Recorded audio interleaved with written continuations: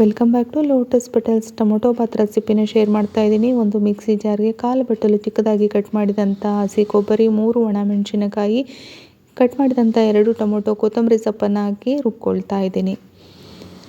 ನಂತರ ಒಂದು ಕುಕ್ಕರ್ಗೆ 2 ಚಮಚ ಎಣ್ಣೆ, 1 ಚಮಚ ತುಪ್ಪ ಹಾಕಿ ಬಿಸಿ ಮಾಡ್ಕೊಳ್ತಾ ಇದ್ದೀನಿ. ಬಿಸಿ ಆದ ನಂತರ 1 ಪಲಾವ್ ಎಲೆ, 1 ಚಮಚ ಜೀರಿಗೆ, 2 ಎಸಳು ಕರಿಬೇವಿನ ಸೊಪ್ಪು, 1 ಈರುಳ್ಳಿನ ಹಾಕಿ ಬಾಡಿಸ್ಕೊಳ್ತಾ ಇದ್ದೀನಿ.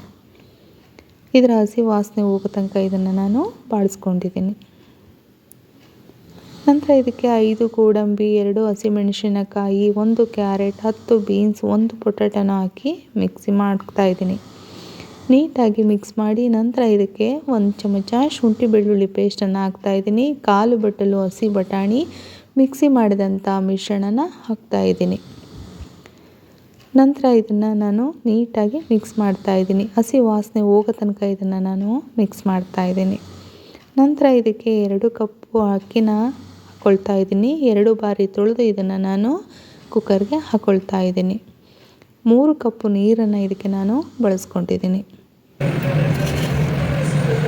ನಂತರ ರುಚಿಗೆ ತಕ್ಕಷ್ಟು ಉಪ್ಪು, ಚಿಟಿಕೆ ಅರಿಶಿನ ಹಾಕಿ ಒಮ್ಮೆ ಇದನ್ನು ಮಿಕ್ಸ್ ಮಾಡಿ ಕುಕ್ಕರ್ನ ಕ್ಲೋಸ್ ಮಾಡ್ತಾಯಿದ್ದೀನಿ.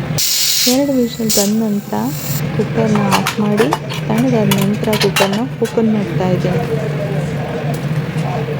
ನೀಟಾಗಿ ಇದನ್ನು ನಾನು ಮಿಕ್ಸ್ ಮಾಡ್ತಾಯಿದ್ದೀನಿ. ರುಚಿಕರವಾದ ಟೊಮೆಟೊ ಬಾತ್ ರೆಡಿಯಾಗಿದೆ. ಇದನ್ನು ನಾನು ಸರ್ವಿಂಗ್ ಬೌಲ್ಗೆ ಸರ್ವ್ ಮಾಡ್ತಾಯಿದ್ದೀನಿ.